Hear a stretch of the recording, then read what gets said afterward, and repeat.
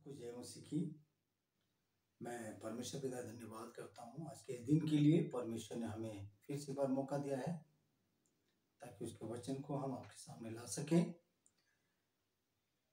आज के मनन के लिए उत्पत्ति का 8 अध्याय और उसकी 4 आयत के ऊपर हम विचार करेंगे। बाइबल ये कहती है कि हमारा विश्वास कैसे बढ़ेगा। हमें अपने विश्वास को बढ़ाने के लिए, विश्वास में आगे बढ़ने के लिए हम लोगों को प्रतिदिन बाइबल पढ़ना चाहिए, प्रार्थना करना चाहिए, परमेश्वर की आज्ञाओं का पालन करना चाहिए और हमेशा उसकी स्तुति गान करते रहने से हमारे जीवन में विश्वास की उन्नति होती है। इसी प्रकार से होशे 4:6 में लिखा है कि मेरे ज्ञान न होने कारण से, यानी कि मेरा ज्ञान न होने के कारण से मेरी प्रजा नाश हो रही है। इस संसार में ज्ञान बहुत जरूरी है। अगर आपको संसारिक ज्ञान की भी जरूरत है तो पढ़ाई लिखाई आपको करनी पड़ेगी, अधिक जानकारी रखनी पड़ेगी। इसी प्रकार से आत्मिक ज्ञान, अगर हम लोग प्रभु यीशु मसीह को विश्वास करते हैं और उसका शास्त्र हमारे पास है तो हम उसको पढ़ सकते हैं, सुन सकते हैं, सीख सकते हैं। इससे हमारा आत्मिक ज्ञान बढ़ता जाएगा और हमारे विश्वास में उन्नति होगी। इसीलिए आज एक रोचक बात की ओर देखेंगे। मैं उत्पत्ति के 8 अध्याय उसकी 4 आयत को पढ़ता हूँ। 7वें महीने के 17वें दिन को जहाज अरारात नामक पहाड़ पर टिक गया। एक बड़ी सिंपल सी बात लग रही है कि जल प्रलय आया और 40 दिन 40 रात वर्षा होने के बाद किसी न किसी जगह पे जहाज को रुकना था। हो सकता है समतल जगह पे भी रुक सकता था, लेकिन जहाज तैर रहा था, पानी के ऊपर था और जैसे वो जगह जहाँ पे पानी घटना शुरू हुआ वो पहाड़ के ऊपर से कम होना शुरू हुआ और पहाड़ के ऊपर जहाज रुक गया। ऐसे ही लगता है,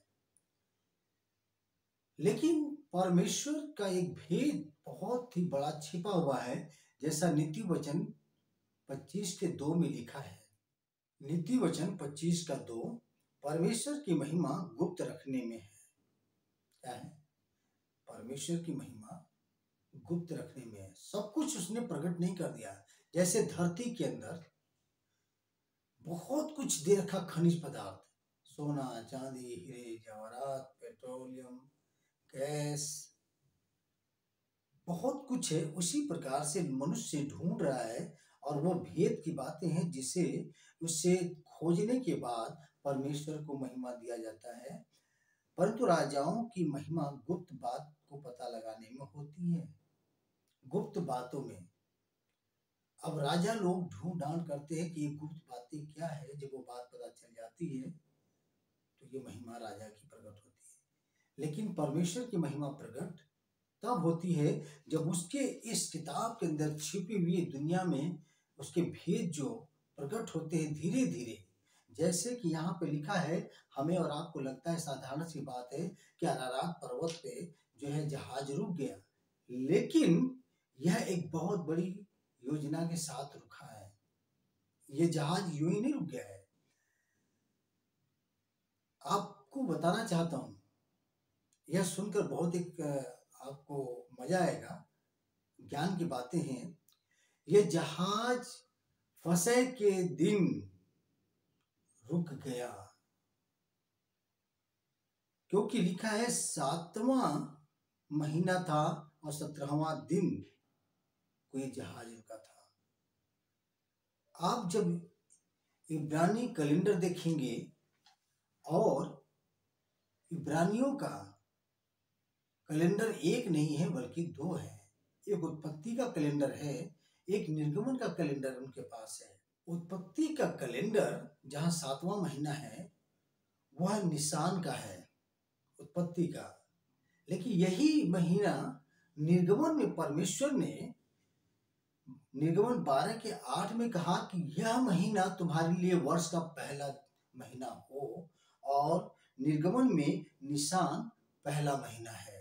तो देखिए, उत्पत्ति का 7वां महीना और निर्गमन का पहला महीना साल का दोनों बराबर हैं। और यही निर्गमन के महीने के अनुसार जो है आगे वो बढ़ते गए इजरायली। और जब आप यीशु मसीह के बारे में देखेंगे यूहन्ना 19 के 14 में, तो लिखा है फसह के दिन, फसह के समय, और यीशु मसीह को क्रूस पे चढ़ाया गया। 14 तारीख को यीशु मसीह को चढ़ाया गया और 17 तारीख को वो जी उठे थे। यह एक बहुत रोचक बात है। और आपको अगर मैं बताऊं कि निर्गमन का जो महीना है, निशान पहला है, इयार दूसरा, सिवान तीसरा है, तम्मुज चौथा, आब पांचवा, एलूल छठवां, तिसहरी सातवां, हेसवान आठवां, किस्लेव नौवां, लेबेत 10वां, शबात 11वां, आदार 12वां। ये 12 महीना हुआ। देखिए, एक और मजे की बात है, जो उत्पत्ति का पहला महीना है तिसहरी, वही निर्गमन में 7वां महीना हो गया। और जो निर्गमन में पहला महीना है वह उत्पत्ति में 7वां महीना है। तो दोनों का मेल, इसलिए कहा जाता है कि पुराने नियम में नया नियम छिपा हुआ है और परमेश्वर समय समय पे अपनी बातों को प्रकट करता है। यह एक रोचक बात है, इसीलिए यह एक जानकारी हमें जानने की जरूरत है। इससे लगता है कि हमारा विश्वास और बढ़ेगा। वह इसलिए कि जितना हम गहराई में परमेश्वर के वचन को समझेंगे, उतना ही आप और दुनिया में मसीह लोग बढ़ते जाएंगे। क्योंकि सिर्फ चंगाई के पीछे भागने से कुछ होने वाला नहीं है। अपने जीवन में सिर्फ आशीष प्राप्त करना, चंगाई में लेना, मनुष्य थोड़े पल का यह समय है। बुखार आता है, कोई तकलीफ आती है, डॉक्टर पर जाते हैं, दवाई खाते हैं, वो चंगे हो जाते हैं। लेकिन सच्चाई को जानना आपके धीरज को बढ़ाता है, विश्वास को बढ़ाता है, मसीहत में बढ़ाता है, स्वर्ग के राज के लिए तैयार करता है कि आप तैयार हो सके। इसलिए प्रियो, हमें यह ऐसी बातों को जानना जरूरी है कि 7वां महीना 17वें दिन को यीशु मसीह जो है क्रूस पे चढ़ाए गए थे। 7वां महीना 17वें दिन को जहाज का रुकना। उत्पत्ति की किताब में 8 और उसकी 4 आयत के अनुसार 7वां महीना और 17वें दिन, और उधर गॉस्पल के अंदर परमेश्वर का वचन कहता है कि यीशु मसीह को फसह के दिन, वह पहला महीना निशान का, और 14 तारीख को क्रूस पे चढ़ाया जाना, ये कोई अकस्मात घटना नहीं है, बल्कि परमेश्वर का बहुत बड़ा बनाया हुआ योजना पूरा होता है। इधर नूह के जहाज अरारात पर्वत पे रुका, उसमें जीवन था, जीव जंतु, नूह का परिवार। वह नाव एक जीवन को प्रकट करता है। और इधर नया नियम में वह क्रूस पे जो मर रहा है, इस दुनिया के पापों को लेकर के मानव जाति के, उस पे विश्वास करने वालों के लिए यीशु मसीह अनंत जीवन देते हैं। यीशु मसीह दुनिया में अनंत जीवन देने के लिए आए। इसलिए हमें और आपको विश्वास करना चाहिए कि एक तरफ पुराने नियम में बैठे हुए हैं जहाज के अंदर, वह एक नए जीवन की ओर जा रहे हैं। उनके जहाज से निकलने के बाद एक नई सृष्टि आरंभ होती है। उसी प्रकार से नया नियम के अनुसार जब पापी मन फिराता है और फिरा करके अपने एक नए जीवन को प्राप्त करता है, और उसके बाद वो एक नए जीवन को शुरू करता है, उसके जीवन में तमाम प्रकार की खुशियां आती है। नया जीवन पा करके वह आनंदित हो जाता है। और यीशु मसीह ने इसीलिए कहा यूहन्ना 10:10 में, मैं इसलिए आया हूँ कि लोग जीवन पाएँ और बहुतायत का जीवन पाएँ। जो कोई मुझ पर विश्वास करेगा वो नाश न होगा परंतु अनंत जीवन पाएगा। अगर नूह के ज़माने में लोग विश्वास करते और विश्वास करके उसके साथ हो लेते, मन फिरा करके वो लोग बचाए जाते।